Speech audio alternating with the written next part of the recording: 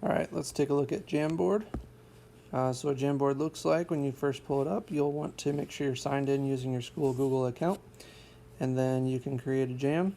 So a jam is basically just like a virtual whiteboard, so you can draw on it, you can share this with other people, and then they can really draw on it at the same time. It's kind of like a Google Doc in that way.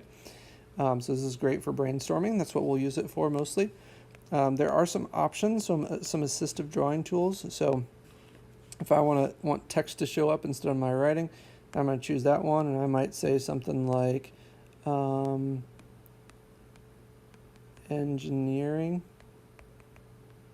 See what it does. Hey, I figured it out. That's pretty good. All right, so now that's on there instead of my scratchy writing, which is pretty cool. You can also make some shapes. So this is really good when you're trying to draw some things conceptually. So maybe I'll make like an oval or an ellipse, which is a more technical term for that, or a square or a rectangle. I wonder if it does a trapezoid. Hey, check that out. It does. All right, so that's a cool feature as well.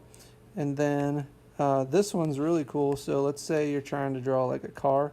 So I'm going to do a couple wheels here and that sort of thing. That's supposed to look like a car, and it's like, hey, did you mean to make a truck or a tractor or something like that?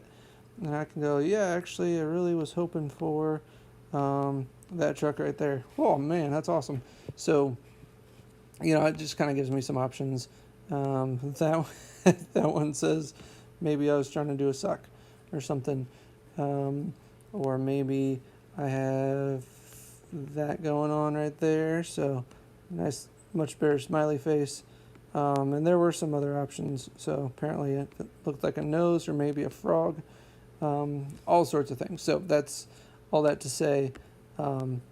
Those are some tools that you can use. Again, you can share this.